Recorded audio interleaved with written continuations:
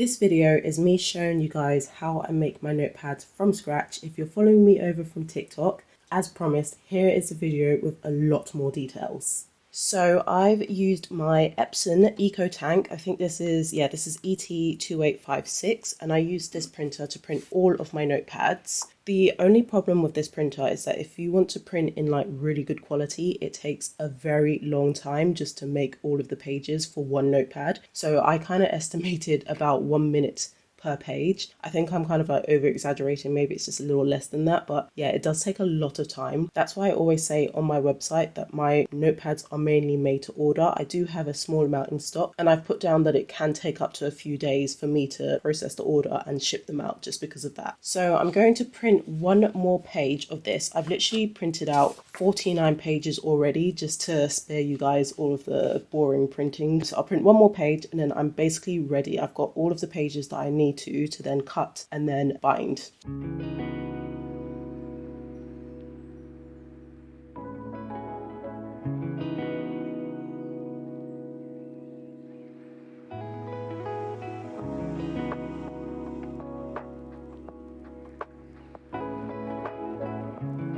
Okay guys, so I've got a blank piece of paper that I have not printed anything on, and I've got my backing, so this is the chipboard that I use. It is quite thick, it's not easy to bend as well. So what I tend to do is I'll put this piece of paper on the back like that, and then I'll have the chipboard on the back as well. The blank piece of paper won't actually be on the back the whole time. I've just got it on the back so that I can use these marks here to help me cut this notepad. And then what I'll do is when everything is cut, I'll put this on the front to protect the first page of the actual notepad for when I'm gluing. So if you are making your own notepads for the first time, highly recommend that tip. I had like a love-hate relationship with this at the beginning. This is my paper cutter, or some people like to call it guillotine. I use these to cut all of my notepads. It's got a blade right here, so it's definitely something that should not be near kids. And then it does have a guide. It does have a plastic guide, and I know some people aren't really keen on that. They prefer like a metal guide. I'm okay with this for now. I think after a little while of using this, I'll move on to something a bit better, but I'm okay with it for now. I didn't like it at the beginning, and I was so close to returning it because I was getting all of my cuts wrong, but now I've kind of figured out how to cut them properly without actually cutting the wrong parts. Don't mind my cup of tea, guys. What I will now do is I just want to make sure that it's all nice and aligned. I do find as well that my chipboard is slightly smaller than A4 paper, only slightly, but that's okay because each side of my chipboard is going to get cut. And then I'll get my handy ruler, and then I will basically just start to measure out where I need to cut. Okay, so there's a guide here. I know I can't show you very well, guys, but there is a guide here, and then you've got this bit that you can twist so you can move it back and forth. And then you've got kind of like a ruler here with measurements too. So I'm just gonna have a look here to see where 20.1 is, and then I will secure it in place. And this is where I was having this sort of love-hate relationship at the beginning, because sometimes you'll secure it in place, but it will still move. It's very annoying that way. So I just basically have a look at the bottom just to make sure that it is all aligned very well, and that looks aligned to me, and then I won't touch it again. Now you basically just lift this bit up. I've got this little guide here, which I'm sorry you can't see, but I'm basically just pulling something up to allow the paper to get through, and then you just slot your paper in. Before you actually cut it, this is where you also just want to make sure that the blade is aligning with the marks on your paper for where you need to cut it. And then it's also aligning very well on this side too. You've got like grids everywhere to make sure that you know that you're actually cutting it all in a straight line as well. I highly recommend take your time with this, guys, because the last thing you want is to have spent so much time printing 50 pages or however pages you are planning to print, and then it all go to waste. All right, so I'm going to secure the papers in place. This little dial here just holds the paper down as I'm cutting, so I'm going to secure it. Before I actually cut it, I'm going to pull the blade down just a little bit just to make sure that it's in line with the mark on the paper for where I need to cut it. Yeah, that's good. Okay, so I'm going to cut the first side, and then I'm going to move on to the next side.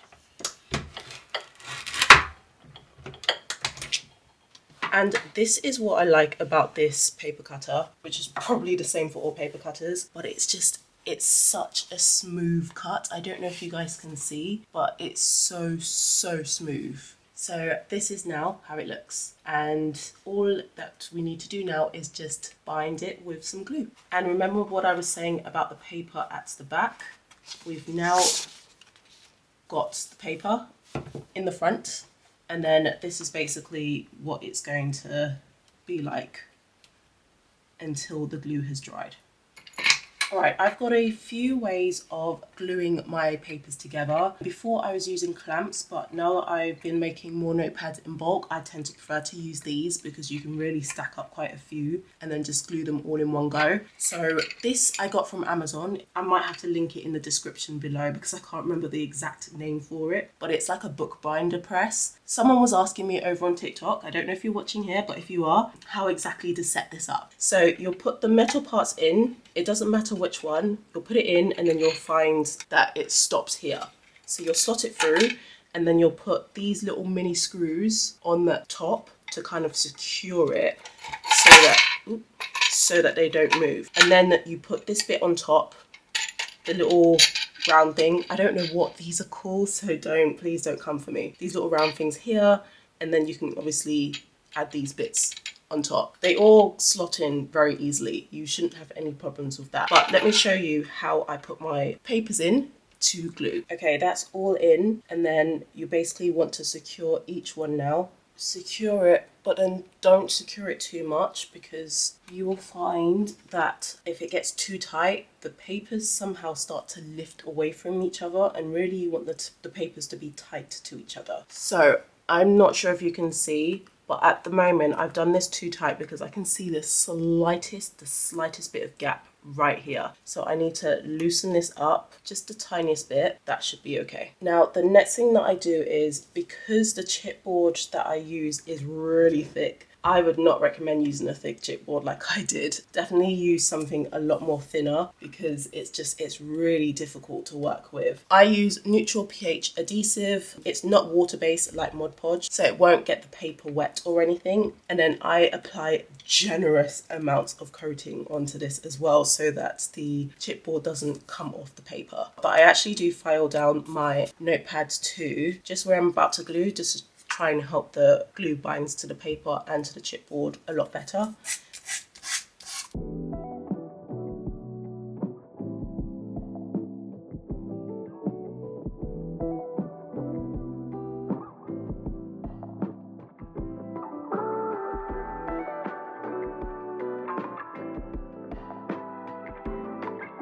So now I just need to glue. The gluing part, because of this glue, it's not like the Mod Podge. It will take ages to dry. I leave it to dry for literally a good 12 hours. I kid you not. This is the part that actually really takes the longest, is actually waiting for the glue to dry.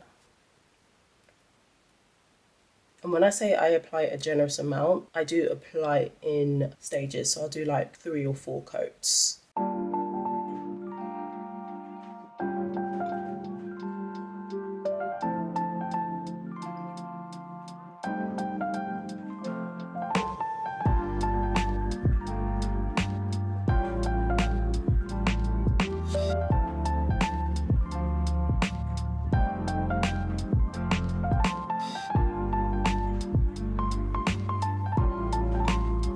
Guys, you really want to think about the quality as well. Like, try and obviously differentiate your notepads from the notepads that people can just buy in the shops. So for mine, paper is thick, the chipboard is thick as well on the back, so people feel like they're getting what they're paying for. I haven't showed you, but I don't know if you could see it. I've kind of just put a little bit of glue on the sides too, just to make sure that the paper's not going to easily peel off when you don't want it to. That's 2 coats that I've done. Sometimes I'll just leave it literally like 10-15 seconds for it to just dry just the tiniest bit and get a little bit sticky before I start applying more coats. Try and make sure that the paper is not sticking out too much, but then you don't want to glue the actual paper to the bookbinder, because trust me, I've done that and it was a little bit difficult to peel it off. I've basically done 3 coats now, and I've done coats just a little bit on the top here, on top of the plain paper. I've done a coat on the side. I've tried to get a little bit of glue on the back and then on the side here as well, just to make sure that everything is secure. Because the last thing you want is for this to take ages to dry and then you haven't applied enough. So you just really want to make sure that it's secure and you're not going to have any problems with it. I'll do one more coat and then I'm going to leave it to dry, and then I'm going to show you tomorrow how it's turned out. Okay guys, it's literally a brand new day and I've left this to dry and it's pretty much done. So I'm just going to unscrew the top bits so I can show you what the actual notepad looks like now.